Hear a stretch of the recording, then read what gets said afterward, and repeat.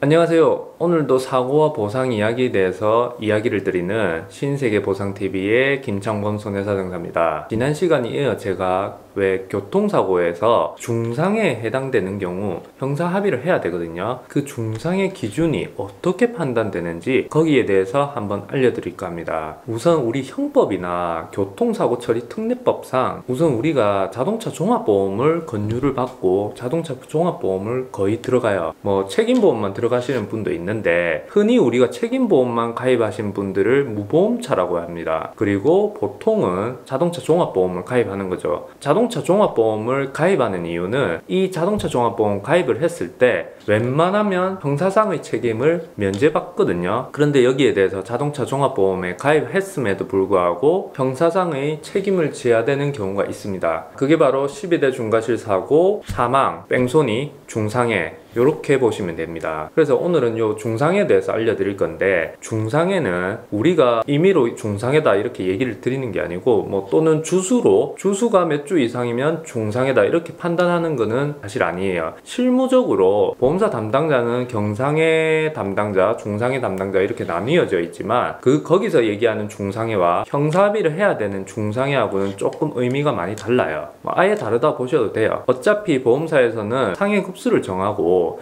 이 급수별로 보통 담당자가 나뉘어지거든요. 이 급수별로 경상해냐 중상해냐 담당자가 이렇게 바뀌게 되어 있습니다. 우선 형법이나 교통사고 처리 특례법 그 조문상으로 봤을 때는 결국 생명에 대한 치명적인 정도, 뭐 불구, 뭐 난치, 마비 이런 정도의 동일한 수준을 중상해로 보고 있고요. 그리고 실무적으로 검찰에 기소가 되었을 때 검찰 측에서 어떻게 판단을 하냐면 뇌 또는 주요 장기에 대한 손실, 뭐 마비, 그리고 사지절단 같은 신체의 상실 뭐 이런 부분을 다 고려를 한다는 거죠. 물론 정신장애나 하반신 마비, 편마비, 사지마비 다 해당됩니다. 당연히 해당되고요. 일단 그 정도의 수준으로 판단을 하고 있는 것 같습니다. 이게 뭐 정확하게 중상해란 어떤 것이라고 규정되어 있는 것이 아니기 때문에 실무적으로는 일단 그렇게 판단을 하는 것 같습니다. 예를 들어서 손가락 마디의 20%를 상실했던 자가 중상해에 해당되지 않는다는 판결도 있어요. 그리고 우리가 흔히들 주수 하는데 주수가 중요한 건 아니에요. 물론 많이 다칠수록 주수는 당연히 많이 나오게 됩니다. 그런데 주수가 많다 해서 반드시 형사합의를 해야 되는 케이스는 또 아니에요. 그리고 형사합의를 해야 된다 해서 가해자가 무조건 찾아와서 형사합의를 하는 것도 아니라는 거죠. 피해자 입장에서는 굉장히 괘씸하고 화가 나겠지만 가해자가 형사합의에 대해서 선택을 하게 됩니다. 즉 경제적 여력이 안 되거나 의지가 없으면 그냥 몸으로 때우는 분도 있어요. 그럴 때는 그냥 피해자 측에서는 화가 나는 만큼 거기에 대한 진정서를 써가지고 판사님께 또는 검찰 담당 검사님께 제출을 하시면 돼요. 그리고 연락이 와서 찾아온다 하더라도 또 얘기가 잘 안 되는 경우도 있어요. 그렇게 되면 결국 합의는 안 되더라고요. 정리를 하자면